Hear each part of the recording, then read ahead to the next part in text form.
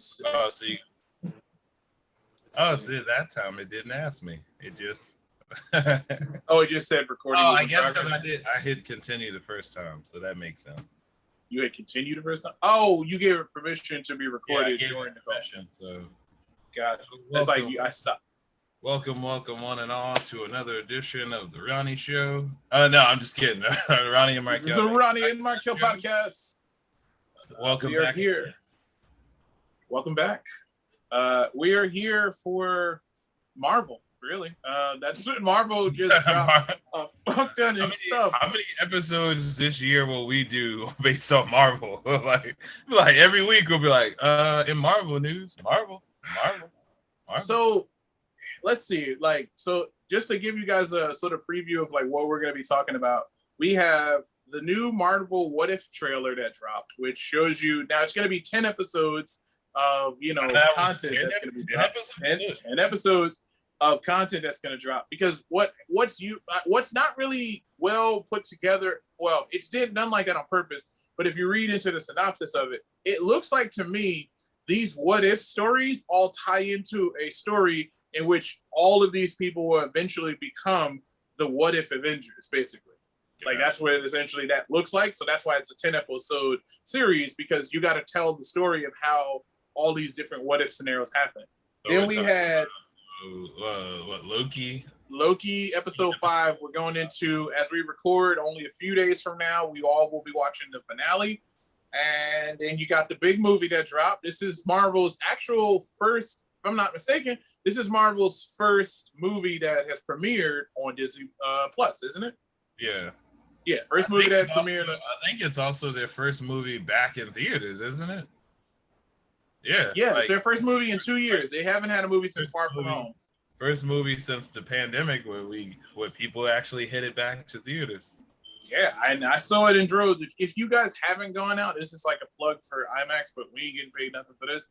But if you guys get a chance to go out and see the movie and you feel safe to go do that, you do get a free comic book. Most times AMC Theaters is not going to present it to you, so you actually have to ask for it sometimes, depending on how well your AMC Theaters is. But it's only in the IMAX screening. And don't forget to say while supplies last, because supplies last, show up and I'll be there with all the supplies. Show up and they're all gone. Like, dude, like me. Like, sir, why do you have 10 copies? Just run away. Which I got a little story. Well, not a story, but that happened to me. Segue into another thing we can talk about. That happened to me when I was trying to get the poster for the Jay and Silent Bob reboot. When I went to the second day showing when they put it out early, not the first day. So when I got there, they ran out of the posters, with the cock knocker fist. So I was like, damn it. So that blue one that was like the Avengers one. That one's right up on the wall. You know what? I just thought about that. Being we're gonna talk about the wonderful little meet and greet experience we had. I never actually got that poster. That's something I just put on my radar, like not even thinking about. I still got to get. I don't have that. Ooh, I feel like I want to take that off the wall. Oh my God, you made me just realize we did. So this past weekend, we got a chance to hang with down in Red Bank, New Jersey at the Secret Stash with good old Jay and Silent Bob themselves, the Kevin Smith and Jay Muse. And I realized that one thing, when you just said that poster, I have that poster right over here on the wall, signed by Kevin Smith the last time he came to New Jersey, but I don't have it signed by Jay. So now I'm like, he could have brought it. That was something I could have brought to them. It's okay, because I forgot like 3 other pops that I have that like from that meet and greet experience. Me following the rules. The rules actually said like bring 1 item, but of course nobody listens to that. So I brought like 4 different items that I had, but actually have like 4 other pops that I wanted to bring. But I got don't worry about the rules. I got a little lazy looking for them. Rules is sometimes made to be broken, my good friend. That's. So do you want to start with the Kevin Smith thing? Let's start with the Kevin Smith before we start, slobbing all over Marvel, because there's just so much stuff that they're dropping out there. If you want to mention DC in here, we're obviously comic fans. If you know us, I know that Jason Momoa, aka Aquaman, or possibly formerly known as Aquaman, who knows. He has a new movie that is coming to Netflix called Sweet Girl. Do you see the trailer? Oh, I didn't see the trailer, but honestly, Jason Momoa, I'm a fan. So I saw the poster and I said, yeah, I'm gonna watch it because I'm just a fan of him. I mean, That's literally what happens. yeah, so It's I still really gotta watch simple. It's what is it? I can't remember. Oh, it's kind of a interesting concept, and I'm pretty sure I've seen it before. But it's like basically like a pharmaceutical company had some like drug that they were giving out that when it came to like certain areas that weren't of poor people, they had gave out like the wrong drug or something that literally killed his wife, and yeah. he winded up doing something. We don't know what he did just from the trailer. He did something that pissed these big pharma guys off to get revenge for his wife, and now he's on the run. Basically, him and his daughter. So it's like it's that whole, His daughter, no remorse for the daughter. They trying to kill her too. It's big pharma. It's big pharma. So that's all I'm gonna say. They gotta hush everything up. Yeah, that makes sense. Okay. It's a giant conglomerate, a bunch of people running around with shotguns. So that's essentially what the trailer shows. So I'm looking forward to that. But jumping into our meeting with Kevin Smith. So the reason we were down there at Red Bank was they were having a birthday celebration, Jason Muse's birthday. Oh wait, and I have to look at my picture because I don't actually remember how old he turned. Oh, the picture shows it. Continue. No, it's fine. So we went down to Red Bank, New Jersey. Ronnie and I met up, and I drove down to Red Bank. We found some parking. We got some smoothies from Playboy. Thank you, Playboys, for the $9 smoothie. That was actually my first time having Pliable, and I gotta say, it's actually pretty good. Wait, that's right. You actually had a Pliable, or I'm pretty sure we're saying it wrong. I would just say Player, because it just sounds like Player. But they actually just built one close to me, so I'm like, yay, that's good to know. Coincidence? I got one in my town, and I barely go to it. It's on coincidence, or they got my house bug because I go to Red Bank and go to Pliable, and now suddenly there's a new one that opened up near where I live. What the hell? Because everyone loves smoothies, Ronnie. Everybody loves a smoothie. No one, that's so we went there. We waited for our times, and shout out again to Kevin Smith and Jason Mewes. They know how to create a great experience. Talk about how they had everything scheduled too with CDC like guidelines. Like they scheduled people in block. I think it was like blocks of 10. I want to say. So also, just so you guys know, this is actually our first event, like signing event that we've gone to since the weird COVID snap. I think since February of 2020.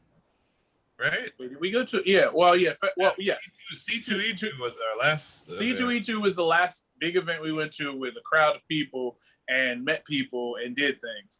So this was us not going necessarily. We were going there for personal reasons, not necessarily so for the podcast.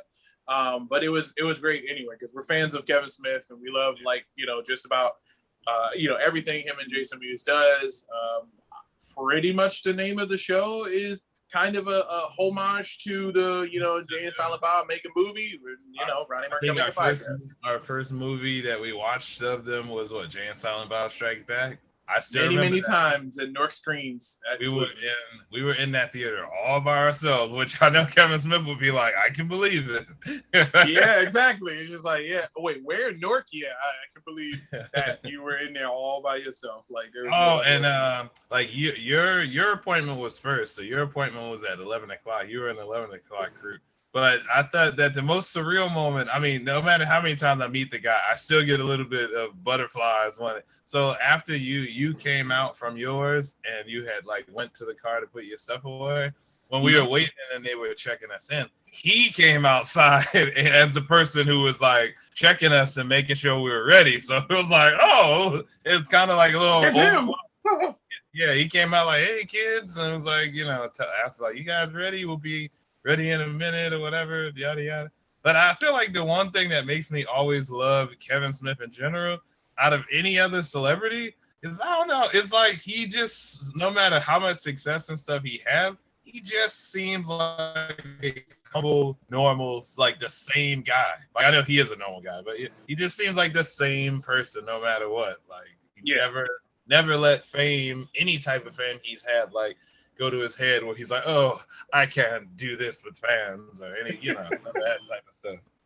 I think it's for me, I like the fact that he seems gracious. Like I did something for him and Jason Mewes, which is I did if anybody follows me on Instagram, I do a lot of printmaking. So I made a print of He-Man and Skeletor together on an image, and I gave it to him in a frame as a gift. And my God, like looking at his face and seeing that he has anything to do with it, but he was just like, oh my, like he immediately grabbed it. Oh my God, this is gorgeous. Like, I love it. This and the other. Thank you so much. Like, I really appreciate this. You didn't have to give me anything. Like, you literally came here to see me and you wanted to give me something. Like, I can't, be thankful for a better life where people are, literally handing me free shit. Paying you to come to an event and then giving you free stuff. Like, exactly. You're getting freaking gifts. So it's like, and then it's like because of what? He made some dopey movie years ago. And I would say, I honestly, and I've said this to you before, Ronnie, which is I wasn't a fan of Kevin Smith, the movie maker, so to speak. I became a fan so much of him as like through his podcast and through like his being sort of a geek connoisseur or like a top notch, like, geek person that I respect his opinion. Same thing with Mark Bernardin.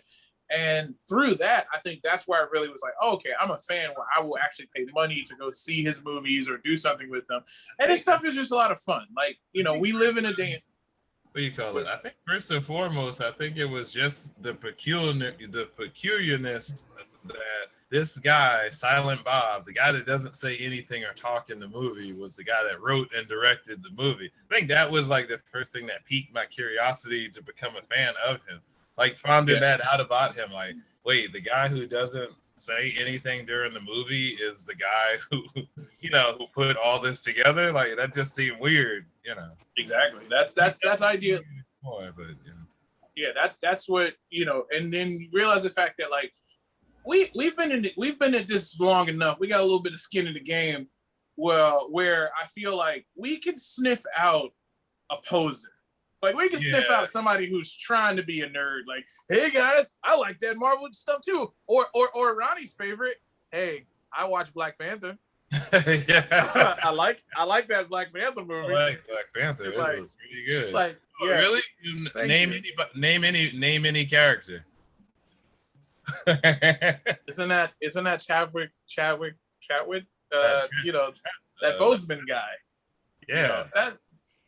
So, I mean, in essence, like, it was great meeting with him and, like, having our personal experiences with him. Obviously, again, I told Ronnie ahead of time, but he didn't listen. This guy will sign anything. He will sign whatever if you bring your baby, he's like, where do you want me to sign? Turn that baby over and let him sign. Like, all right, so I gotta so the process when you walk into the store, like I don't know, I'm pretty sure it was the same with yours. Jason Mewes was streaming everything on Twitch. It was like another added bonus. But they had you line up, and then they made us go around, and they basically like greeted you, and they took a group shot picture with you. And then once you got all of the pictures out of the way, then Kevin Smith came to the front of the store, and he was like, "Hey guys, I just happen to have a Sharpie, so if you got things that you want me to sign, I can sign them." So then, like, of course, and no matter how many times, like, I say, all right, I'm going to break the rules. Or whatever. I was a little nervous because, like, I don't know, especially when they said they were, like, a little pressed for time because they were running behind. So I thought, oh, no, I don't know if he's going to sign all my stuff because they're pressed for time, trying to get everybody. So, like, he got to, like, it was, like, 4 people in front of me. He got to me, and he was like, hey, how you doing?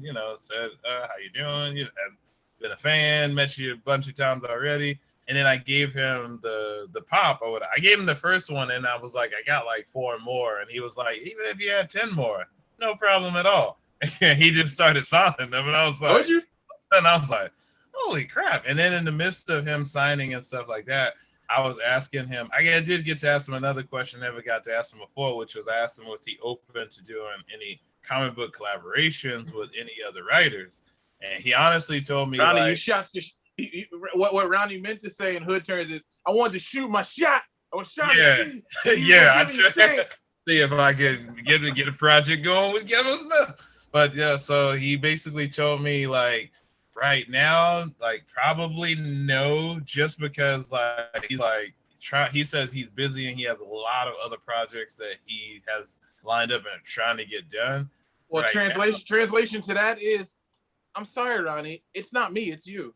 no, I understand. He was like, he got a lot more stuff that he's trying to get done before he dies, and I'm like, all right, he had a heart attack experience, so I understand that.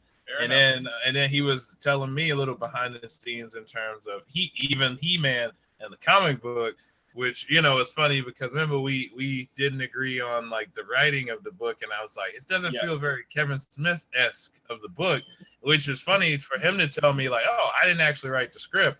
I just helped, like, I helped with the story, but I didn't write the script because I don't have, he told me, honestly, with all the stuff I got going on with the podcast with Mark Bernard and stuff, I don't have time to sit and write scripts anymore like I used to.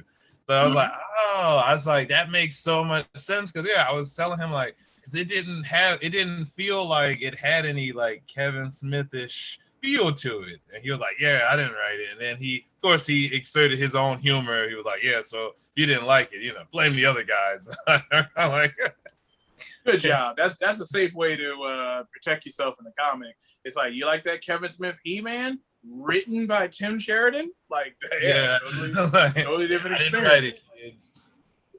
Which is kind of like, basically what he said is, I'm the EP on this. I'm just going to attach my name to it and I might get some money for this. But ultimately, like, I'm not the guy sitting there on set going, let's not do that.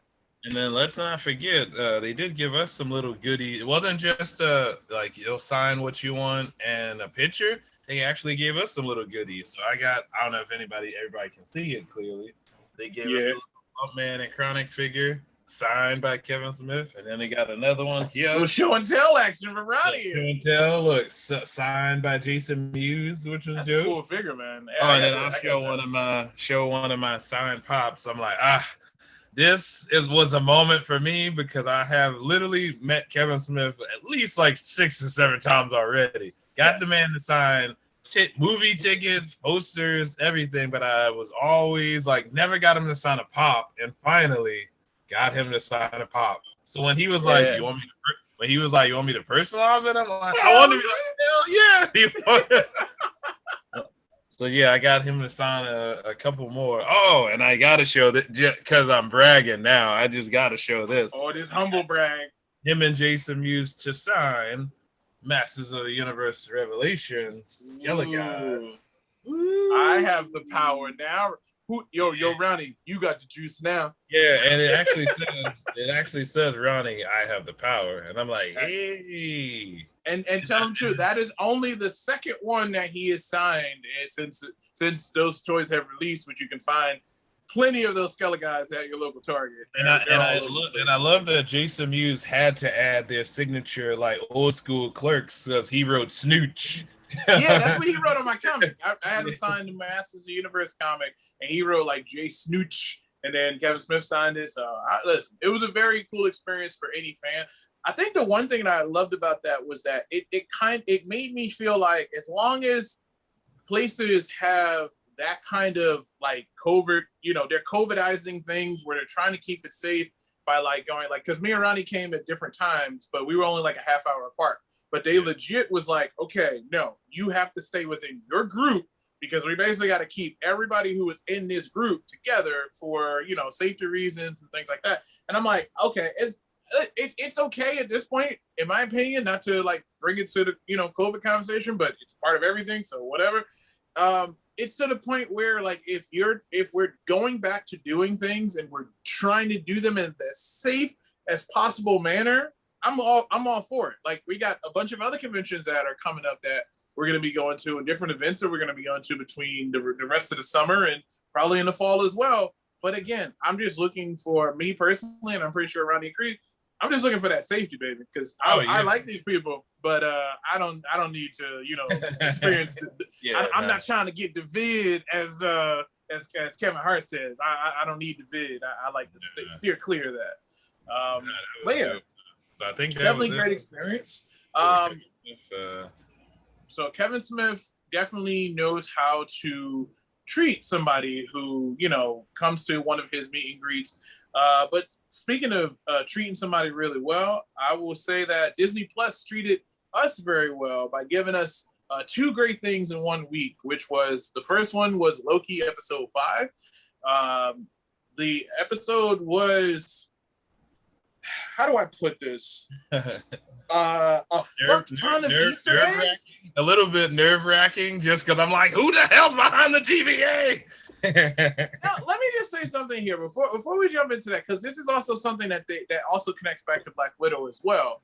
But I have to say that if you notice something that Marvel has been doing with their new phase of things, and it's like, I hope that they stop it after Black Widow, is the who's the villain, guys? Oh yeah. Like, it all seems like we're trying to guess. We're trying to guess where this is going, where this is headed. Like, I know it works, but like at some point, it's like, all right, like let's not beat this trope into submission where we're just like, hey guys, this next show, because I feel like at this point now, I guarantee you that fans, I can speak for myself, but also I think there's some fans out there would agree that we're getting to a point now where there is not the Mephisto level mystery behind the Loki villain.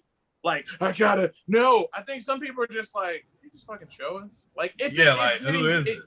Like, let's not go with the fatigue here of like that. Now, here personally for me, I know we're about to find out who it is in about 72 hours, so I'm very excited for that. But at the same time, I'm also still keeping to my original theory, which is this villain is not Kang. I think we might get Kang in an after credit scene, but I don't think the guy in this house is Kang. I was gonna say that. That's my theory too. I think that we're gonna get deceived in the next episode. We're gonna get deceived into believing that somebody else is behind the TVA and a bunch of action and stuff is gonna happen. But I think the after credit is gonna be Kang, and we're gonna find out that he actually is behind the TVA. That's what I think. It's gonna be like. I think it's gonna be that. I think that we're gonna because I realized that too. I'm like, I don't think that we're gonna get even when Mephisto actually does make his appearance in the Marvel Cinematic Universe. I don't think it's gonna be in any of the TV shows or any of the movies. We got to think about take it all the way back to first Avengers. When did we first see Thanos? And then after credit, because that's what will reel people to come back. Not seeing Kang show up. Who's this guy? Yeah, if Kang shows up on the last episode of Loki, I feel like that doesn't really get people to come back. What gets people to come back is if you give us some cool action and this happens with Loki and that, and then you find out, it was the fish guy, the fish guy file cabinet dude that was like, what's a fish? If you make it seem like he's the one behind the TVA, and then an after credit shows you that was all an illusion, and Kang actually is the guy behind the TVA. I feel like here's my after credits, and I know we're gonna jump into the episode a little bit, but my after credit scene with Kang is very simple, which is literally like I would say at this point you could have Miss Minutes, who I believe is actually working for Kang, go like, so did they take the bait? And it's like, yeah, boss, they took it. It's like, all right. It's like stupid humans. They never like something along those lines of like, you know, this one person that's been in your face. Because I'll say that a lot of times you'll see in most shows, the person who is even in this show, WandaVision, Falcon, Winter Soldier, you name it, or even, you know, show like Law and Order, whatever. Normally you get a chance to go like, hey, here's the villain right here. Look, this is right here. Like, that's the villain. I just want you to realize that's the villain. And it's like, what overall this episode was about. Like, this was Ravonna what's their name? Ravonna Renslayer. Basically, they found out that the fucking timekeepers weren't really what they were in the last episode, and then Sylvie basically, and then Loki got what did they call it in the show when you get hit with the stick? Deleted. Yeah, he delete. basically delete. He basically got deleted, and then Sylvie in this episode is trying to force Ravonna and Miss Minutes to figure out what the hell is going on. How do I get to Loki, basically? How hilarious was that scene with her trying to go like, yeah, we're gonna get us. Let me find the time travel like port ship. And then looking, and she's like, Miss Minutes is like, I don't see it. Just give me a minute. If I could just a little longer. She's like, are you stalling, Miss Minutes? I don't know, just looking in here, just like, oh. I mean, that right there made it seem like Miss Minutes is suspect too to what's going on. But honestly, after that scene where Sylvie pruning, that's what it's called. Pruning. When she pruned, when Sylvie pruned herself and wound up where Loki is, I was thinking that the scenes that follow with Ravonna, I don't think she knows who's behind the TVA too. I think to a certain point, she was, just like managers, even when you work at a retail store, like managers know stuff, but you don't really know what the store manager knows. Like the top person never actually reveals to you every single detail of what's going on. So I feel like it's the same way. She was led on to a certain point, but I feel like even she doesn't probably know what's really going on herself. Because think about it, all the TVA people are from different places. She probably was from somewhere else too, unless they're going with the Kang actually is a part of this. Then we know that she was like a love interest of his in the comics. So yeah, that's the thing. Like I'm curious to see like if it is Kang, because like before I talk about that. Oh wait, what if it is Kang, but he also wiped her mind so that she doesn't know about the past that she had with him?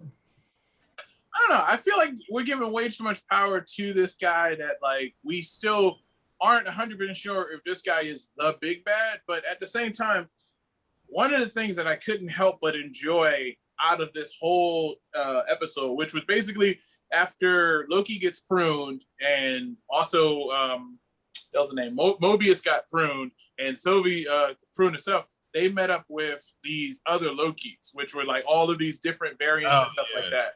So it's just hilarious. Like we got Richard E. Grant, which he was amazing. Yeah, Kid Loki. You also got Vote Loki in this last episode. Which one? In episode 5, we actually got Vote Loki also. Oh yeah. You got that Loki for a second, which was like which is nice to see. Which threw us for a loop, because I thought in the trailer that was the Loki that we know, but it wasn't. Correct. So somehow, some way, whoever this villain is, that's one of the reasons why I keep feeling like this villain has to have some type of connection to Loki. Which to me, there's one thing that I feel like will probably drop people's jaws. I was going to say draws, but whoa, that's a totally different situation. Situation, and that's probably more like romantic movies and stuff like that. I would love to see a moment in time where the person that's at the house is Loki's mom. Yeah. I mean, that would make it hard for him. I can see something like that, because then that's something that plays against the character to like mind-wise to the decisions he, because they got there and his mom didn't really die and it was her. He wouldn't be quick to try to kill her like Sylvie would. Correct. And then then it also becomes this sort of rift, because it's like, well, this is the person that's caused all this pain and torture. And then Loki's, wait, hold on a second. Like, but I thought you were with me. And it's like, no, wait, it's not that simple. Like creating that kind of conflict of like, oh shoot, like, he wants to kill the person, but like, or he wants to stop the person, but before he just kills that person, he wants answers, because he's like, this Loki is still in love with the idea of his mom. But what we're learning from this episode and throughout this entire series is that there are multiple variants of everybody. There's a variant of Tony Stark. There's a variant of Captain America. There's a variant of everybody that exists in the multiverse, and that's the wonderful thing that we're learning. Now I gotta ask this for us: you think that multiverses exist in our reality? Like, if it's like there's like a different variants of you? I would say, yeah, in my opinion, being a little Neil deGrasse Tyson for a second, I believe so. I honestly believe that in the sense that in creating life, and I don't want to go too philosophical, but I'll just say, yeah, I believe that there is multiverses in different dimensions in which there are different people. And it's kind of funny too, because it's like I love the movie. It's one of my favorite Spider-Man movies of all time, which is Spider-Verse. But Spider-Verse is the key Marvel movie that holds that title of like, hey, I really like this is multiverse. Because if you remember, the goal of the villain in that movie, which I love so much, the goal of Kingpin was to basically steal his wife and kid from another multiverse. Oh yeah. He didn't give a shit, but he just wanted his family back.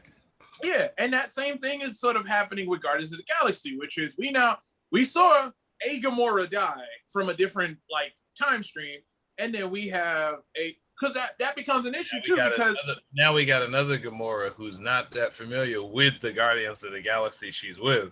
Correct. So now that it begs the question of whether or not being a multiverse person and not existing in your multiverse, what does that do? Because I think back to the Ancient One. When the Ancient One was talking about removing the stones, and it creates this branch off because that was removed. And the whole point of Endgame was Captain America went back. We basically went in time, borrowed the stones from different time streams, came back to our time stream, beat Thanos, and then returned those stones as if nothing ever happened. But and within that whole thing, just to add on to what you're saying, I always keep questioning that too. Didn't he change things himself by staying with Peggy? You remember he like in that when he went back, he didn't come back. He stayed with Peggy. So I feel like I don't know if they're ever come back though. I mean, he did come back. I mean, he came back, but he essentially still changed something because in that when he went, he actually did have a relationship with Peggy. So I'm like, I wonder if they're ever going to explore that in the future. Like, technically, if you're talking about time travel and shit, he did change something by going and having a life. Technically, yeah, he did go. Now the thing is I would say from the superhero standpoint, that stuff never changed. That's the stuff that didn't actually change. Or was the TVA like, it's okay, we give Cap a pass. He was frozen in ice, so. Here's one thing I think about, though. She did pass away, and I always think to myself, like, the repercussions of those things. So it would be, like, heartbreaking to find out that him deciding to basically be selfish for a little bit, like, and go have a life with her is essentially what led to an earlier death for her than she would have initially had. Because it's like, hey, she just lived to like maybe 75, 80, and she might have lived to 100 and had, a different life if, she would have been able to go on and never have had that life that he got a chance to do with her. And then of course with the time travel thing, there's always been that other thought in my head, especially with the Secret Invasion coming. What if that wasn't Cap that actually came back? Like, what if somewhere in there when he put the stones back, the Skrulls got a hold of him and snatched him up and kidnapped him and sent somebody back, posing as him as an old person? I mean, you wouldn't be too far off because with Secret Invasion, that's what Secret Invasion actually is from the comics. Pushing my glasses for a second, which is just basically they kidnapped a bunch of different heroes and put them on a ship. And then eventually there was that big scene that's famous from Secret Invasion, which is all of these heroes looking like they got scruffy beards like me off of a ship, standing there with all these Skrulls that are dressed like them. And it's like, we got to stop them because if we don't, Tell me that wouldn't be a moment because, we don't get it anymore from Fast and Furious. But that moment when Eva Mendes came back and let us know that Letty was still alive, like, you believe in ghosts, and we were like, oh, Letty's alive! Imagine if Black Widow wasn't really dead, and that was a Skrull that fell off that cliff, and the real Black Widow is on a Skrull ship somewhere locked up. That would be, I mean, I don't think so, but I'm like, that shit would be insane. I feel like that's where one of those things where, like, she's the one person that, like, you have to do right by the heroes in which their death has to matter. Like, bringing everybody back just because, like, hey, I got this, like, guy named Loki who, like, got his neck snapped, and I'm going to go back in time and make a show that's going to allow him to, this particular Loki, to not essentially die, but go on and, like, have some type of life in another multiverse so that he doesn't affect the current time stream or whatever. The perfect way to explain all of this time travel thing is sort of the meme that I go with when we start talking about the time travel in Marvel Cinematic Universe is when you go to Endgame and Professor Hulk was literally fucking up and kept turning what's his name Scott Lang into a baby and then turn him back into an adult and this and the other and then he's like time travel. That's the way you explain it. It's just like it doesn't. Yeah. If you try to pick it apart, there's a million different possibilities. It's just too much. So it just like it becomes a thing. Where it's like I can't. I'm just gonna enjoy it for like what it is. The biggest thing though, like I loved about this episode. So generally the episode was Loki being pruned and everybody pruned, and they're in this place called the Void. So the Void is basically where everybody actually goes when they get pruned. They don't die. They just go into this sort of dumpster of all of this Marvel, anything from I gotta ask this because I'm not familiar with it. I think I said on last episode they're getting out of territory with some stuff I've never read. Is the Void an actual character in the comics, like that cloud thing? That's not the Void. That's Aelith. Not the Void, but the giant cloud monster. Yes. Basically, that's like the gatekeeper of the Void. It's called Aelith. Aelioth. Aelith. He's actually he's also, for you Kang lovers out there, he's also related to Kang as well. So he's another like I'm floating around. I'm an Easter egg for Kang. So for people who really know like the mythology of Kang and stuff, they probably are drooling like, oh my god, that's what this is leading to. This show almost has at least 1 to 2 Kang references per episode. So it's like, man, if he don't show up at all, man, I got somebody to slap because this don't even like you just messing with us now. So the Void is the place that they're in. But the wonderful thing about it is that you got all of these Easter eggs that are there. But it's like I love that somebody at Marvel spends the time to actually make not only the things that they show on screen be Easter eggs for the comics, but Easter eggs for the real world that we're in, like the world that we're in right now that we can touch and we're in sitting here talking to you. You got to give another shout out to, I know this has to be somebody's job, but since Iron Man 1, I don't care if they got fired and they replaced the team, there has to be somebody who's been in charge of keeping up with all this consistency. Like keeping up, they must have like road maps and fucking notebooks filled with shit. It must be like a giant fucking endless board. Like, okay, so then this person goes here, and this happened in Civil War, and then this, because like to keep track of all that on their end is like there has to be like a team of people who's literally that's my job is to keep track of all the movies we're making to make things stay consistent and it makes sense. I'm with you because I feel like this episode was bombarded with so many Easter eggs that it's like I want to say there was. Fucking answer my own question. It's the same thing like the Marvel retreat that they have every year. Every year Marvel has a retreat with all of the writers and all the storylines that they plan on working on that they're pitching for like future events and comic. They all talk about them together and jot notes and stuff. That's probably what Marvel does with the filmmakers and the screenwriters. So that, okay, I made Captain America 4. So when you made Captain Marvel 3, they probably already have notes and stuff to keep in mind. I don't think that's the same thing with the Easter eggs. I think that's more so individual teams, though. Oh yeah, Easter eggs. But more so, more so what I'm getting at with the Void is meta because not only is it the Void of like the MCU, but it's also the Void of the comics for real life. Because if you look at the Easter eggs that are there, like there were like one of the big ones that like stood out literally was the Thanos helicopter. So the Thanos helicopter was literally something that he rode on for some time in the comics or whatever. But the other meta thing that is connected back to that is if you go back to Endgame, look at Thanos' weapon. It's literally a helicopter propeller. It's a helicopter propeller from the freaking thing. It had the one little propeller that's on there that literally he walks around with, but they found a way to incorporate that in there. But also the Void is, from a meta standpoint, is a dumping ground for the Marvel history of comics. Because all of these, like the Thanos helicopter, that doesn't exist in the like it doesn't exist in real like canon now. Yeah. Like it doesn't exist in the realm of Thanos now in comics. But it did at some point in time. So it's funny because it almost makes it feel like Marvel, the company, essentially is the TVA for the Marvel Cinematic Universe and comic book universe and all properties. Which makes sense because some stuff they are rewriting, especially like with the X-Men stuff. Like, I don't think we're going to get like any of that original stuff we got with Hugh Jackman and Patrick Stewart. I think they're going to reinvent all of that stuff. Just speaking of X-Men for a second, coming over to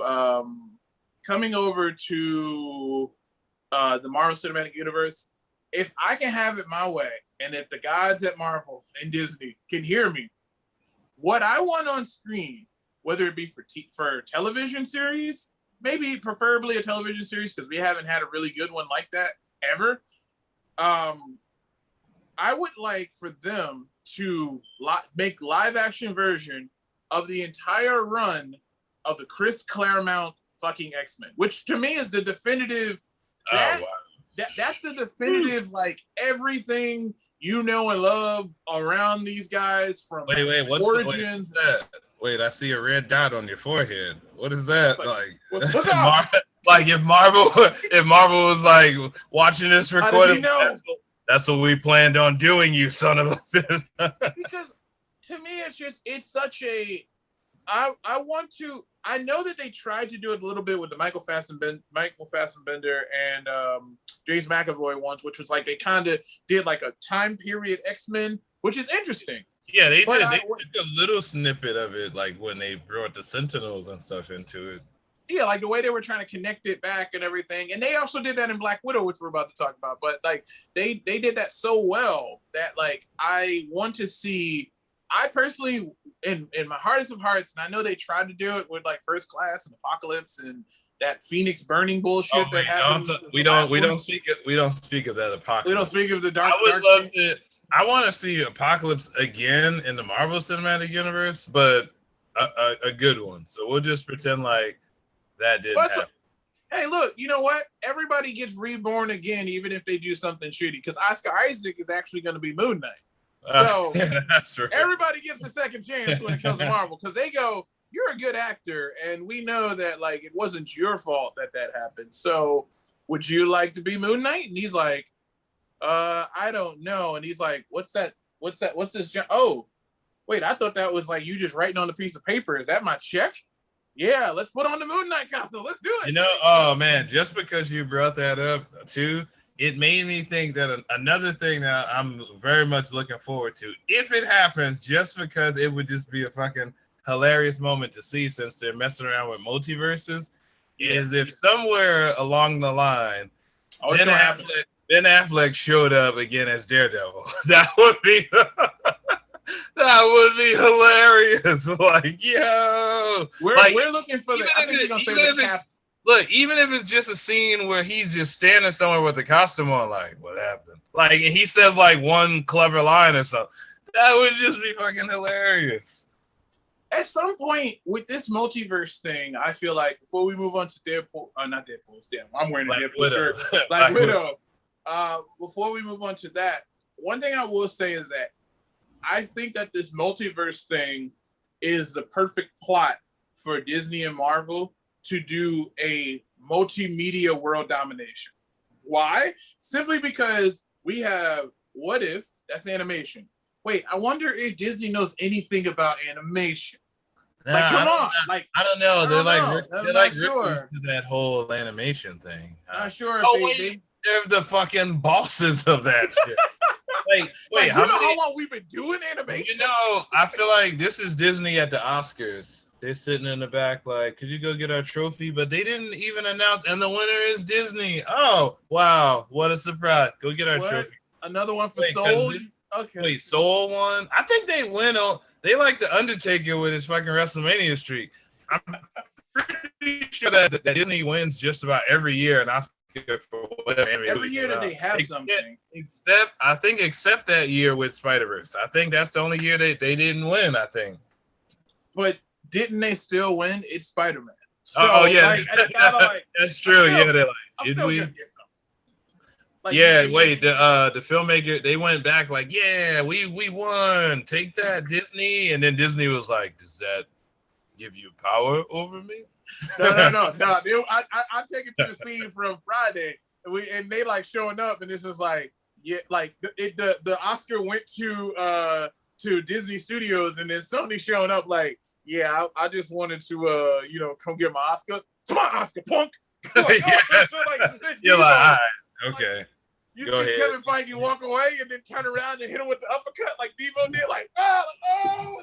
And then the other guy from Sony is there, like, what is it? Like, you want some Tupac? Like, nope, not at all. I'm out. Yep. So that Spider-Verse Oscar and Golden Globe is sitting on Kevin Feige's desk. It ain't sitting on nobody. And Bob Iger, he's just sitting there like, oh, yo, if you want to come visit it, you can on the weekends. Don't come around here. You see that movie when it comes on, it says in association. What that means is we get all the proceeds, the profits, and everything. All you get to do is work. That's it.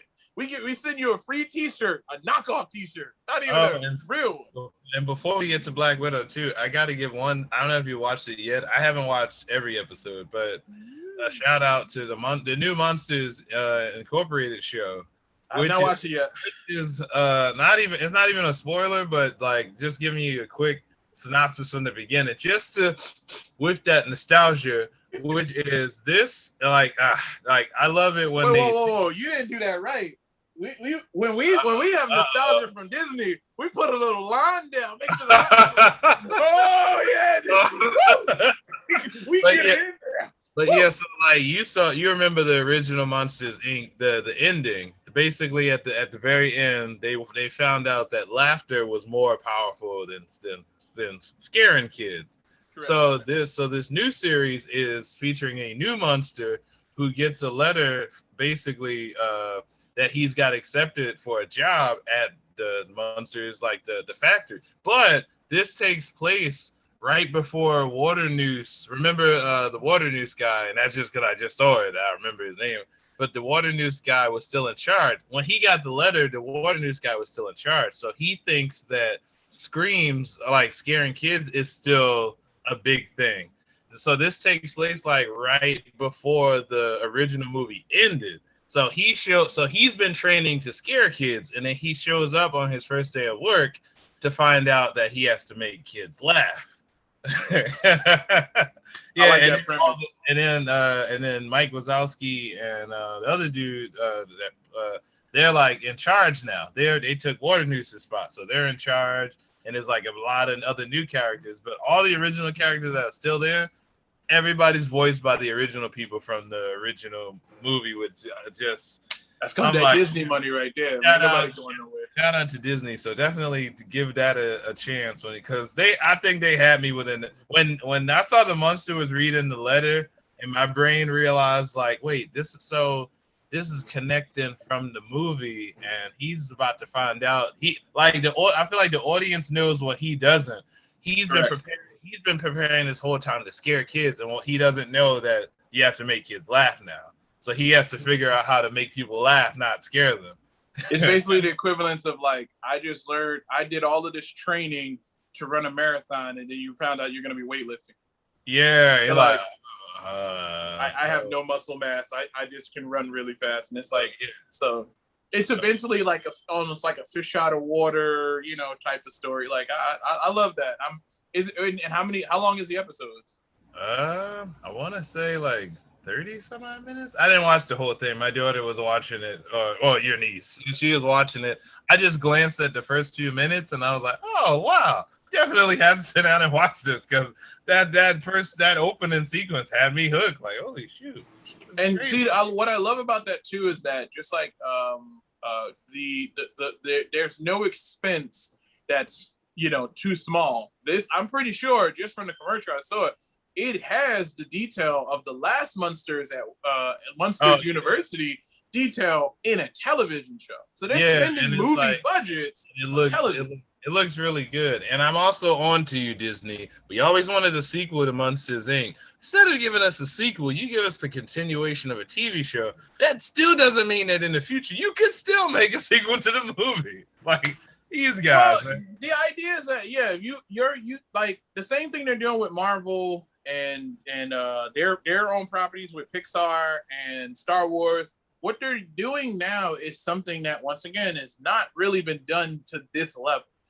If spoilers, the after credit scene of Black Widow connects back to a television show, Hawkeye, that's coming. So this is also the first time. You mean Falcon and Winter Soldier? Say that again. You mean Falcon and Winter Soldier? No. You're thinking of so. Well, no, I'm thinking about too. Like it's gonna connect with Hawkeye, but it also connects with Falcon and Winter Soldier because what's her name? The Ravana. Louise Dreyfus is no, not Ravana. You was about to say that's Ravana. I'm about to say Ravana Renslayer. Ha ha ha. No. Valentina. That guy. Yeah, Valentina shows up. So I feel like if you haven't seen Falcon and Winter Soldier, you're gonna be a person who says, "Who is this lady?" Well, yes, she did appear on there, but what I'm saying, but that was I don't know if you remember this, but you realize that these things are out of sequence because of the pandemic. Like, so she was supposed to have first appear. Her first appearance was supposed to be Black Widow, and then it was Falcon Winter Soldier. Like, this lady again, because then it's you can see that at the same time that we have all the multiverse shit going on, she's setting up some shit of her own behind the scenes that we're not sure what she's doing yet. I mean, you speculate that it's Thunderbolts, but we don't really know for sure what she's doing. Personally, for me, I feel like it's crazy how you basically have them repeating themselves, but if it ain't broke, don't fix it. She's basically the Nick Fury of this new generation of people. She's the one that's showing up. Hey, sense. How's it going? Which makes sense because in the comics, she was a love interest of Nick Fury. Yes, indeed. She was a former S.H.I.E.L.D. agent. I mean, so to spoil the after credit scene before we start talking about the movie, the after credit scene is Yelena, which is Black Widow's sister, is standing at her gravesite, and literally Valentina shows up, and you find out that after Black Widow movie, which takes place in the timeline right after Civil War, that she from that time period, from Civil War all the way until her death in Endgame. She literally her death in Endgame. Yeah, her death in Endgame. She's been working for Valentina. So, we don't know what exactly Valentina is having her do, but I have a feeling that we're gonna probably find out in either a Black Widow movie or a Black Widow TV show starring Yelena. And if anyone doesn't know who Yelena is, she also in comics she was a Black Widow as well. So she's not some new character who was just pulled out of a hat somewhere. She was literally a part of the comic. The only thing I gotta add to that you forgot is how she was introduced, because I thought it was hilarious that when you watch the Black Widow movie, you'll find out that Yelena and Black Widow had like their own little sister thing where they whistle like they do the, and then the other whistles, and then Yelena whistles by the grave, and we kind of get the notion that maybe Black Widow's gonna whistle back. Yeah. But instead we get the nose, like we get like what's her name blowing her nose like, and I'm like, yes. which I thought was funny too. Like I thought they were trying to say like, yeah, whatever hope you thought happened, yeah, Black Widow's dead. Like, bro, this is like yeah, she's dead. So let's move on. Which also I feel like kind of shows you the personality of that chick, to show you that she didn't really care. It's like, she's going, all right, like you done grieving? All right, we got some shit to do. Yeah, like she's there basically kind of pretending to, really grieve over somebody that she really didn't care that much about, because it's also fitting at this point in time in the timeline of the MCU that Valentina chick is showing up more in the public because of the simple fact that we are at a point in time where the Avengers that we know, who just saved the world from Thanos and saved the universe from Thanos, is no longer here. Captain America's an old man. Tony Stark is dead. Thor's in space. Where's the Hulk? He's somewhere. He's like, he'll pop up, but then he's also he's somewhere still waiting for Universal to give in and let us have a Hulk movie. Yeah, he's still shackled by Universal Studios and Comcast to let him have his own thing, but we'll see if that ever happens. But and then don't forget about General Ross. Like I can't watch anything now where General Ross shows up and not think about this wonderful thing here called the Red Hulk. I keep thinking that, guys, one day he becomes the Red Hulk.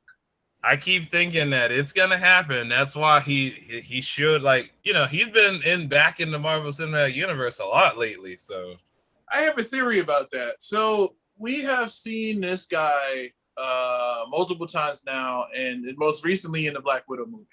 And they keep, like, I always remember the fact that in comics and in movies, a lot of the dialogue is not for nothing. It's not just, for any, it's for you to hear, like, who knew watching Avengers and hearing Loki talk about Draco's daughter and the hospital fire and all this other stuff, that years later, 9 years later, we get a movie where we realize, oh shit, he was talking about a kid that fucking Black Widow murdered. Spoilers, like, or attempted to murder. It's like, wow, no, we didn't think anything of it. We were just kind of thinking like, oh, maybe, like maybe she's Draco's daughter. Maybe he's talking about her and all of her backstory. But he was actually talking about one of her greatest, like, one of her most greatest regret.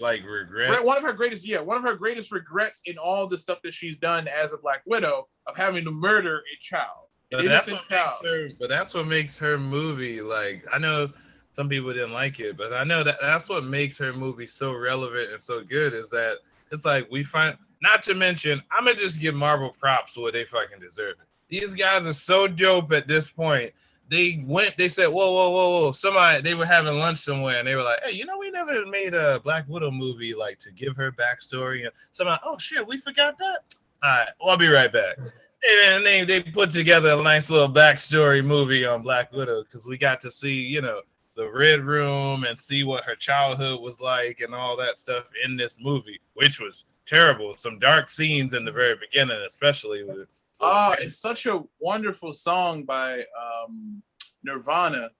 Yeah. I don't know who sang that, like, remake of it, but it was actually a really rendition.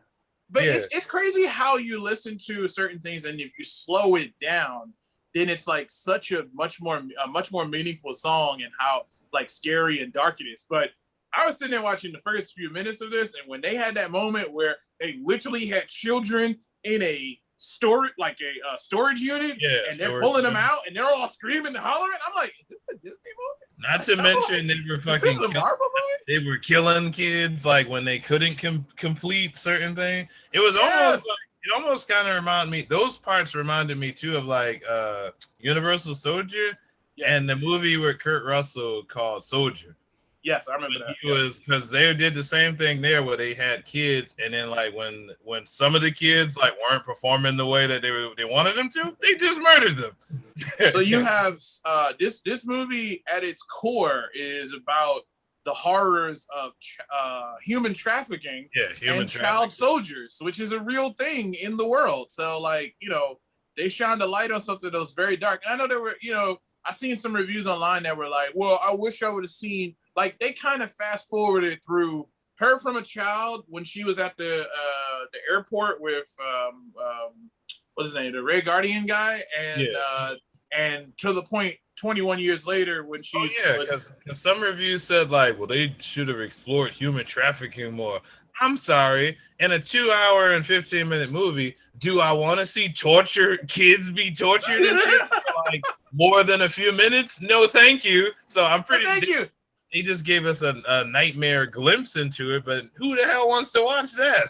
You also got a little bit more of the Red Room in Avengers: Age of Ultron as well. Remember when Wanda went into, like, made her, like, return to that place where she was a regret. The thing is that, like, I've heard reviews, like my review of this movie is that this movie is just fine. And when you take this little movie and you plug it back into the world of the MCU all the way to her death, it completes her story. Yeah, that's to me, it completes her story. That's my review too. It's a fitting into a great character that first came in Iron Man 2 first showed up, and he was like, and Tony was like, I want one. He was like she was a toy. He was like, I want one. Which is hilarious because when you think about it, I don't know why.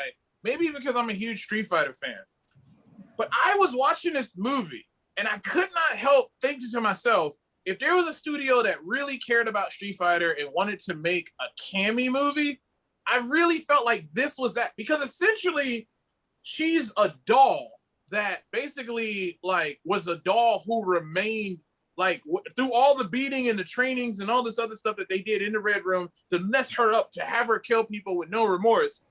Somehow through it all, the reason that she became the great Black Widow is because of the fact that she was able to still remain and have a heart. Yeah. Melina said it to her. Yeah, her mom, she remained to have a heart in the midst of this and have a conscience and stuff.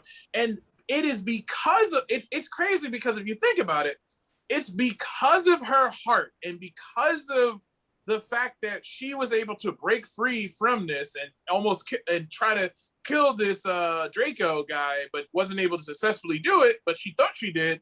Yeah. It was because of her breaking away and almost killing her maker that he developed the little like red dust to basically drug everybody that was in the Black Widow program so that they would never be another Natasha Romanoff.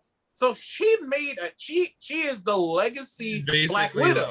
She's basically 007. Like, you know, yes. they have a lot of agents, but nobody's 007. No one is Natasha Romanoff because she's the one that got out.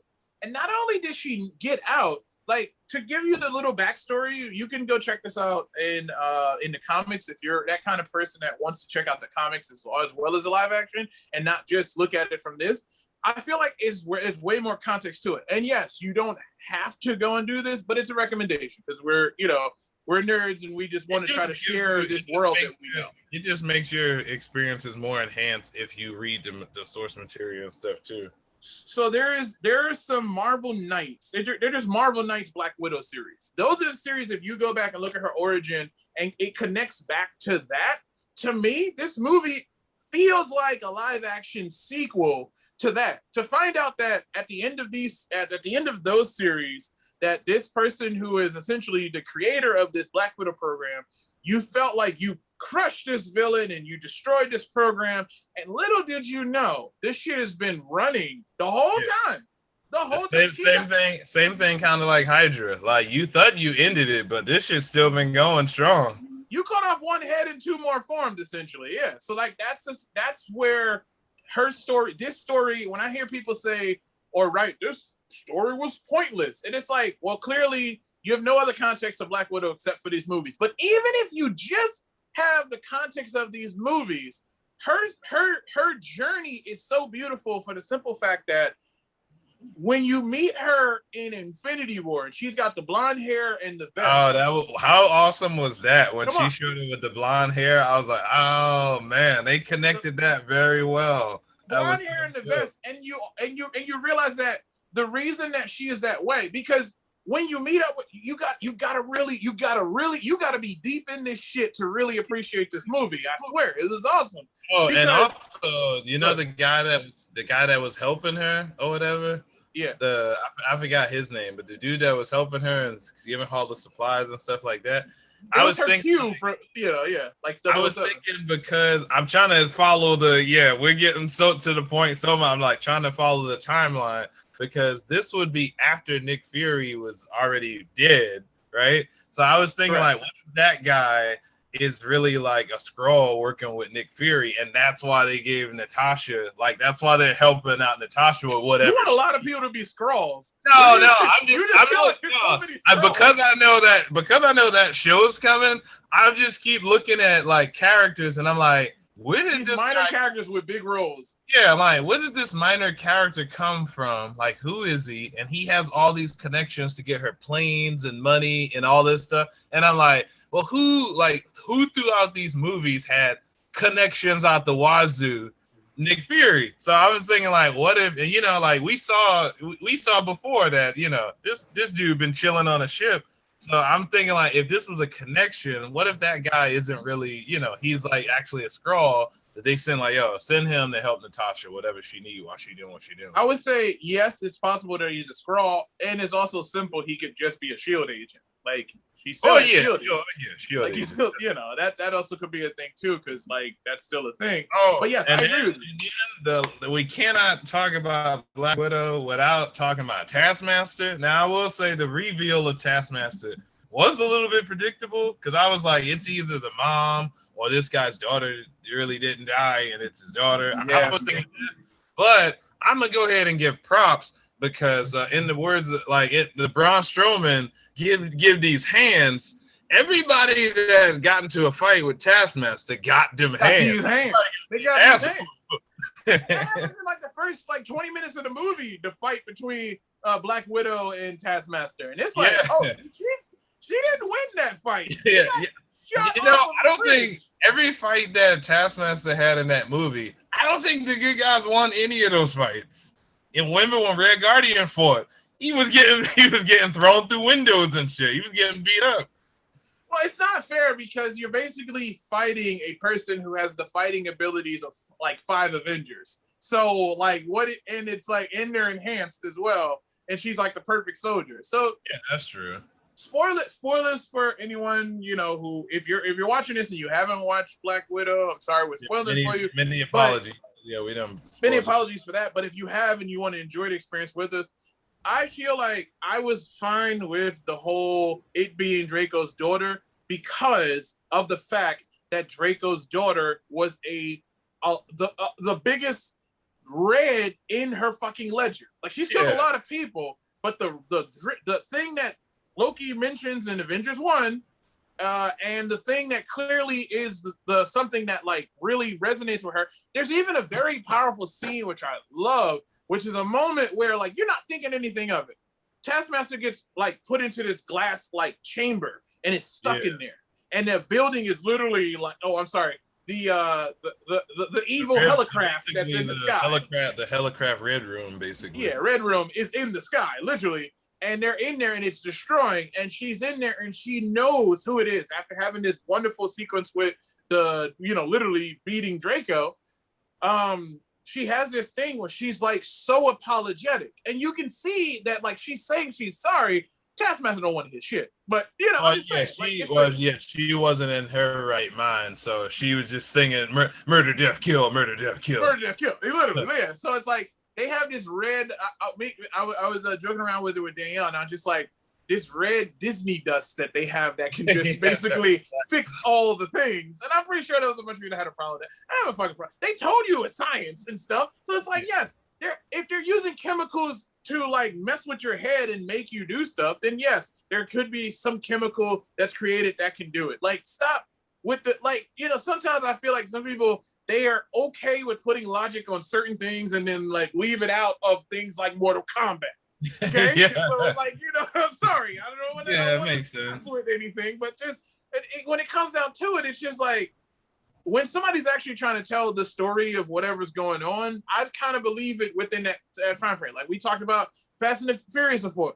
Whatever works for the logics of this. Yes, physics and science don't exist in the Fast and the Furious world. We know that. That's a whole separate vehicle in itself. That's a whole separate thing. Half of those fucking characters should have been dead already with the stuff they've been through. It's for real. So, I have no problem when they do this. But the thing that really hits home with me is that, you can see between the point in time, if you look at the whole timeline with Black Widow, if you look back to where the turn of Black Widow from what she was when we met her to the turning point for her character, her journey began in Iron Man 2.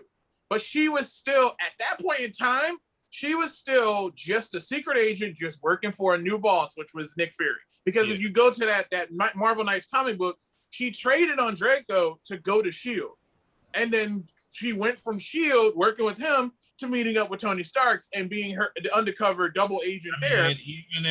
Even in Captain America Winter Soldier, remember when they go in for the mission and she's downloading the stuff on the USB, And Cap's like, what are you doing? We got to do this. And she's like, you have your mission and I have mine. Like still had a whole nother agenda. She still had a whole nother agenda. But like that movie for me, and that's only because like it's such beautiful storytelling. The only person who is heroic enough to be able to change somebody with that kind of problem in the MCU is a Captain America.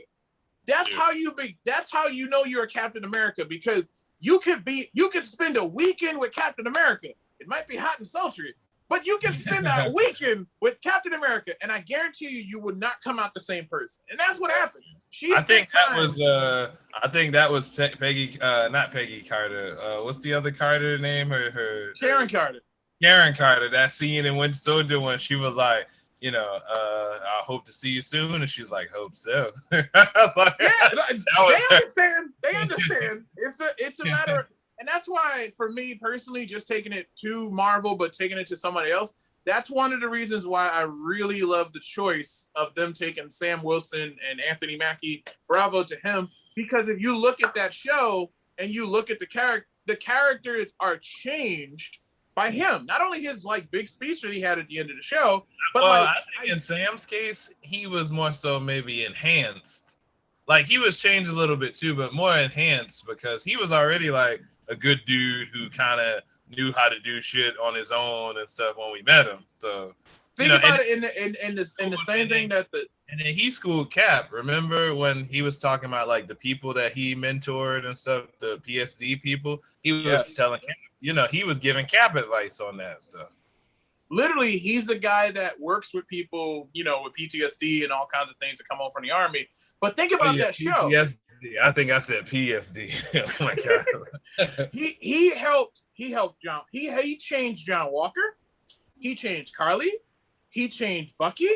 He changed like almost everybody he came in contact with. So that's essentially what happened with Black Widow. So even Peggy, because I was gonna say, the Carter chick, she tried to shake it off a little bit, like, hey, get out of here with that shit. Yeah, get out of here with that shit, that Captain America shit. Like but that's the effect that somebody that is great as a Captain America, whatever the title may be, or whoever you are, that's what it does. So she changed into this person who is more about having a family dynamic, because this is where the movie is so perfect in the alignment. Before this, that whole thing happened. That one thing happened, which for 1 second in her life, she had a little bit of normalcy, and it was snatched away from her. She became an assassin for 21 years, killing people. Then defected over to Defected over to what's his name? Nick Fury. Did a bunch of like potentially dark shit. We don't even know some of the assignments he sent her on. We don't know what adventures she got sent on by Nick Fury, and I'm pretty sure she killed some people along the way. And then finally met up with a guy who basically changed her. Because there's a lot of those moments. Clint, right? Because Clint, and Clint too was changing for her. Like she became friends with him. Clint is a huge part of her story, because even with her being a mindless doll that was like knowing what she was doing, but she's like, fuck it, this is what I'm doing, this is what I am, because that's what she's been doing since she was a kid. This guy showed mercy on her. That's the true thing behind that you got to remember from Avengers 1, is when it comes to her story and why they're so close as friends, and it's not like a romantic thing, but it's more like a family dynamic of like brothers and sisters. Well, he also had a woman. I think if he didn't have a woman, they probably would have been romantic too. It could have been, yeah, absolutely. Because it was like she essentially saved him. And it wasn't until Captain America that I feel like she started to trust other people. Because Tony Stark is literally not the guy that like she wasn't becoming friends with him in Iron Man 2. She was cool with him. But it was just like he's just some like egotistical. He just thought she was like cool. Oh man, like it's like a plaything to have around. This is awesome. But think about it this way. So if you take it further on, each of the movies, all the way up, I'm leading you breadcrumb trail up to Black Widow, right? So if you look at it from a standpoint of like what happened to her in Age of Ultron, and then Civil War. Civil War is where this movie needed to come after. And that's what the fuck it did. Why? Because she lost that thing that she was longing for, essentially, was her family. And if you watch, I love this movie, Black Widow, because if you think about that, the family she had broke up. And then she went and found her old family. And then her movie took her on a journey back to her original family. The only other family she knew besides the Avengers. That's what I'm saying. Like it took her on this journey that she needed. When you saw her again in Infinity Wars, and she was with the guy that was like the last sort of friend that she had, because at that moment in time, and they made sure that they said it in Black Widow, all her friends are in jail. So this movie happens basically before the after credit scene when Captain America goes and breaks everybody out. Yeah. This happens before, and then she finds out, hey, I'm pretty sure Cap like made a phone call. Hey, Tasha, I broke everybody out. Yep, everybody. Yep. Well, Clint went back home to go check on his family. I don't know what happened there, but like, we'll worry about that later. Like, we're gonna go on the road. What was it? I remember Clint and Ant-Man. They both made deals to be at home on house arrest. I remember that. I forgot that exactly. They like, hey man, I got a family, so I got to do something. Which essentially, if me and you were superheroes, that's probably what I would do. I'd probably be it's okay, whatever you guys say. I got a family. I'm gonna go. Got a family, and that's what he was thinking about, and that's what makes like this movie worth it, even if it was only 2 hours. And yes, the dynamic of we talk about the dynamic of the family. The characters, I fucking loved all those. At first, I didn't know everybody. I didn't know Yelena was gonna be so fucking hilarious at the same time deadly. And then Red Guardian, I kept Jill's probably gotta get annoyed. But now every few minutes I'm always like, my girls are the toughest girls in the world. Like I keep saying it over and over again. Like I fucking love David Harbour as all of those characters were believable. And Rachel Weisz, come on, Rachel Weisz is from the Mummy movies, wasn't she? Like, yes. She's a veteran. We knew she was going to knock it out the park in her role. To me, for her, for David Harbour, the most hilarious thing about him was the fact that we know at some point in time he's going to meet Captain America. Because he talked about him. Because he was obsessed with this guy. He was saying like, I'm just as awesome as he is. Oh, and that prison scene with him was awesome too. Because he's, he has super strength. All these guys trying to beat him in an arm wrestling match, and he's just like killing all these dudes. Like, let's not do this. You don't want to do it. And the guy's like ready to beat him, and he literally snapped that guy's arm, had his freaking dangling wrist. And I'm like, which also, wow. I just think remembering that, Red Guardian had super strength, so that really meant that fucking Taskmaster was a badass because she was throwing his ass around like nothing. Correct. She's enhanced and everything. So that's the sequence of him getting out of prison was great. Yelena, she really I don't think Yelena is there to replace Black Widow, but she's similar in the sense of her journey to what she knows. Because think about it. When that whole thing went away and they went away from her and, she turned herself into Ross, or it seemed like she didn't necessarily turn herself into Ross. I think she just got away. Like Black Widow. I think they all just got wet. Like she stood there and had the real cool superhero moment with the light behind her and it looked beautiful. But I don't think she stood there and waited for them. I don't know how she got that way, but whatever. I don't think so. I think they got away. I definitely think that in the future we're gonna see Red Guardian and those characters again too at some point. Really? You don't think you think? Come on, for a fact. You can't make as awesome as characters as they were and not. That shit was hilarious. The big thing too is that having that family tied it back to when I was watching the movie, I said, I don't give a shit what happens at the end of this movie.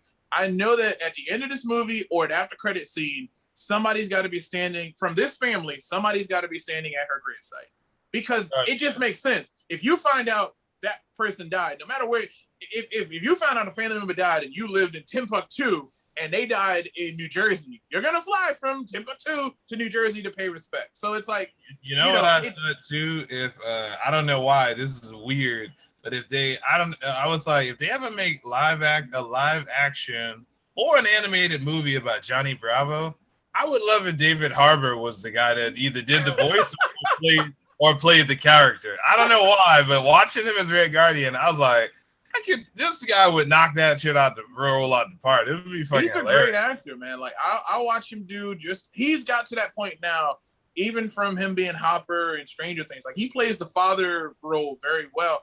And it's like, who knew it would be a touching scene for him to sing that my Miss American Pie. Oh, yeah. The one I would say for me personally, the one thing that really resonated with me, especially after like the last year and some change that we had, the one line in the movie that really resonated with me was, they said it again towards the end of the movie, but they said it earlier on when Natasha and Yelena was young and they were putting Melina on the plane because she had got shot during their escape in the beginning, which was pain is a reminder. Oh yeah. And I was just like, and they said that again. I was just like, yeah, man, that's gonna stick here. It's a reminder to you, and just like it reminds you of the fact that like, you know, you're still here, you're still able to do things, and as long as you're here, you can still do great things and do them and represent your family and stuff. Exactly. So I was just like, that really stuck with me. And one thing, speaking of representing your family, I'm like, Mila Jovovich's daughter basically made her debut in this movie. I don't know if she's ever been in any other movie, but her debut in the MCU, because she played young Natasha Romanoff. I was interesting, yeah. When I saw her, I was like, oh shit, that's Mila Jovovich's daughter. They probably were cheering at the premiere, like, yay! Like, look at her. It's like she's gonna be an assassin. And now she's gonna years from now they can make a reboot of Resident Evil and have her daughter play. Oh man, I think you got to say Fifth Element. You don't bring. Oh no. I mean that too. I mean Fifth Element too. But I was like Resident Evil movies and have Mila Jovovich's daughter be her again. That would be hilarious. Please, God, don't. Please don't. Like, there's a good Resident Evil movie on Netflix if you haven't checked it out yet, because it seems like it's made by Capcom, the people who made it, and not whatever the hell Wes Anderson was doing. Wait, is it Wes Anderson? Wes Anderson. But Wes Anderson did the Resident Evils. Remember, Wes Anderson is also Mila Jovovich's husband. Cool. Those movies still sucked. No, I mean, I think he's probably a cool guy. I have to debate you on that. I didn't think they sucked. They were some of them were but they didn't suck. They were pretty good. Given the time they came out back then. Now I'd like to see something new and more, consistent with the actual video games. But back then we went to see them. We were excited when they first came out. I think I've seen about 2 of them. How many they made? 7? Oh, they made like 7. Oh, I saw it all the way through to the end. You know me. Once I commit to, even it could be the shittiest franchise on earth. Once I've seen one, I got to see how this goes. I got to see how this goes. I can fully commit. Human Centipede. If they made like 9 of the movies, as terrible as I thought that movie was, I'm like, all right, I just got to see if somebody else's ass is going to get tied to someone else's face because I seen the other one. Bringing it on home. Your score 1 to 10 for Black Widow. 1 to 10 for Black Widow. I gave it a 9 out of 10. I loved it. It was awesome. I'm with you. I would say 9 out of 10. It felt like an action movie that, yes, this is like, you know how I was shitting on Venom, like, it feels like it came out in the 90s. Like, this is a action movie worthy of our time. Like, it was appropriate, made sense. Like it fit into the story. Like, I'm gonna just slide this right into here, and it doesn't. To me, it doesn't necessarily interrupt. The only thing that sticks in my brain that I don't need an excuse to go watch this movie again, but I'll just watch it, and just for that part is I need to go back to the moment when Hawkeye and Black Widow and Black Widow were standing in front of Red Skull. And he mentioned who she was related to or whatever. And I just, for some reason, in my head, for some reason, I felt like they said something about Draco or Dracoff or something like that. I don't remember, but a part of me is just like, that's one little piece of the tape that it plays in my head that I don't remember the audio. Now I'm gonna have to go back and do the same thing. Yeah, I need to see it just because I want to make sure that there's not like any inconsistency in there. Again, I'm a nerd, so it's not gonna change my feeling about this movie. but it is like I feel like this was properly done. It was a good story, and she got a nice send off. Like she literally, like they had her fly off, and we got a great after credit scene as usual that takes us onward. And it was only one. Like it wasn't like 15. And sets up conflict for Hawkeye already. It's like we don't even know what the show. That's the thing. We don't even know what the Hawkeye show has in store for us. But we know one person who's coming after Hawkeye already in the show.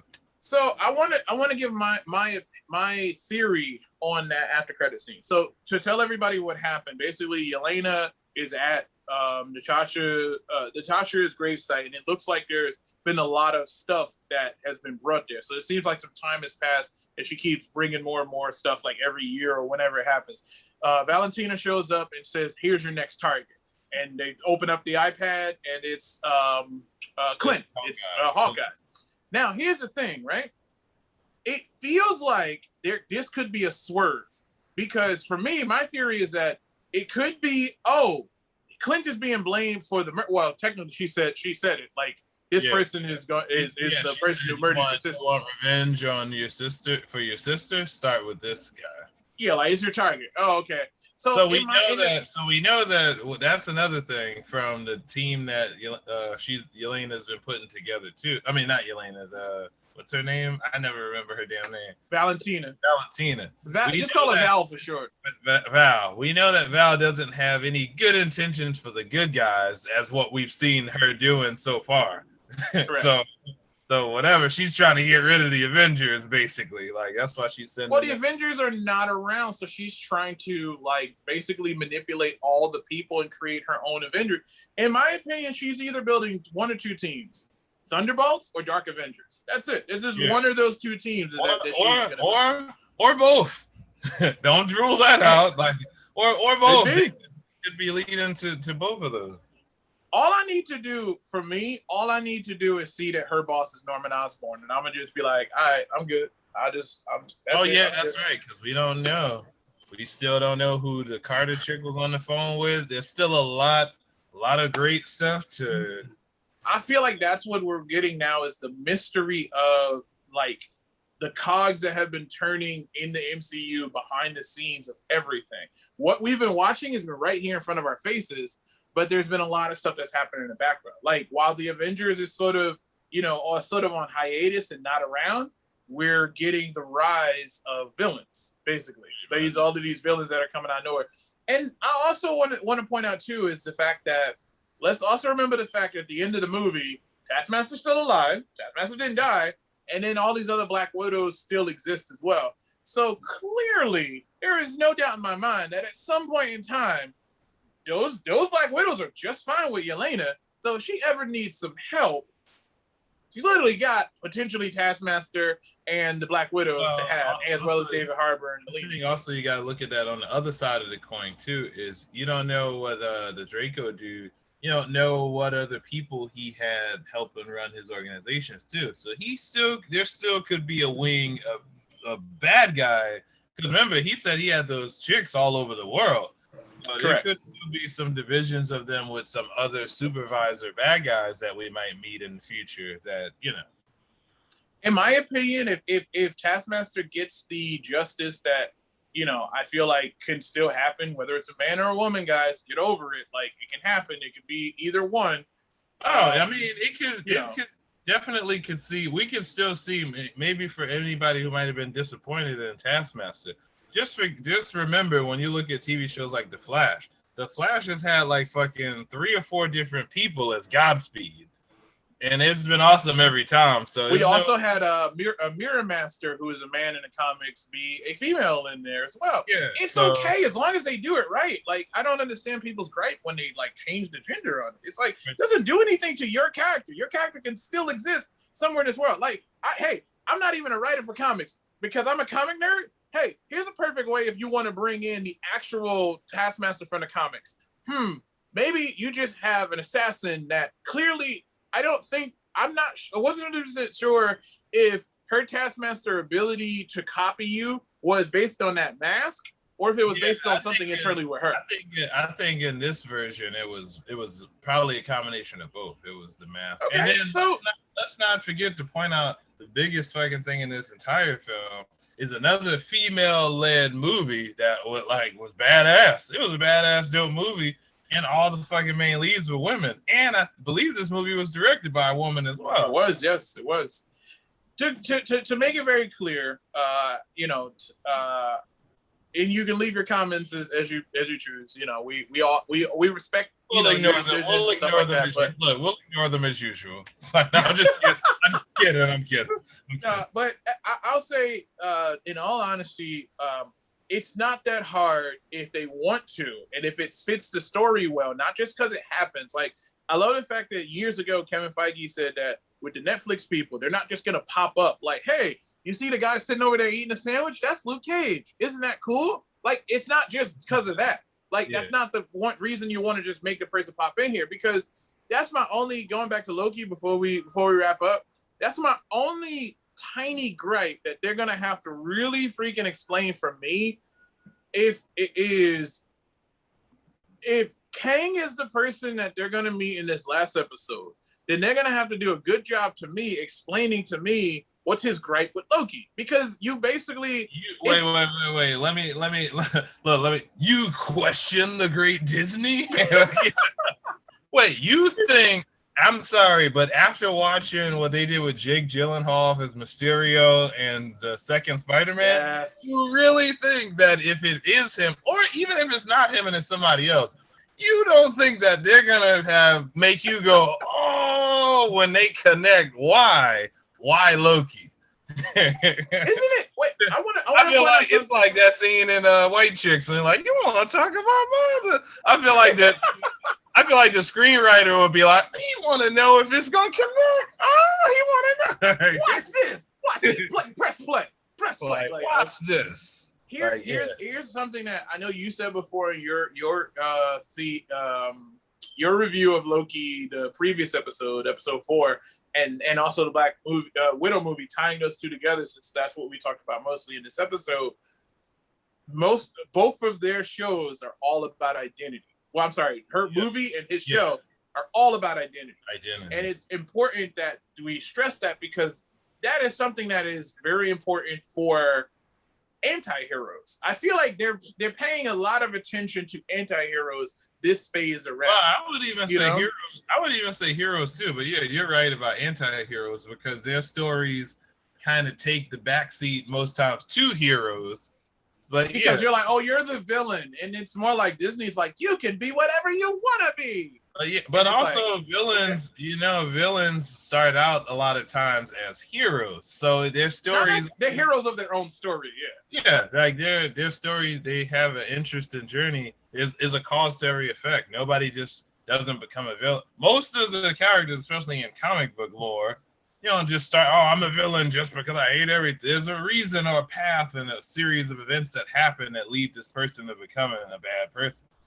Correct. And that's where, again, going back to Loki, that's where I feel like the reveal of whoever this is, which we'll find out in like 72 hours, or of this, if you're watching this episode or listening to this, it's 48 hours. But it really rains home with me that whoever it is really has to connect to this person really well. I got faith.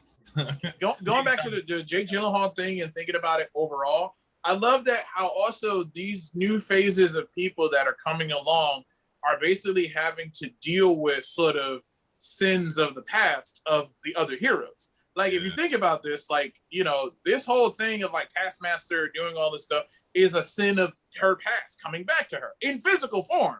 Not like metaphoric, like, no, like, it's not metaphoric. It's more of there's literally a person here coming back to try to kill you, of you trying to murder them. Because it's like, have that conversation with somebody that like, hey, somebody tried to murder you and burnt like half your body, and like now you're like a robot in a suit, and they're like, hey man, I'm sorry about that. Yeah, right. No, I'm going to murder you. Like, you mean the villains in RoboCop? They couldn't have done that. They couldn't have just came to him like, "Hey, man, sorry about murdering you and ruining your life."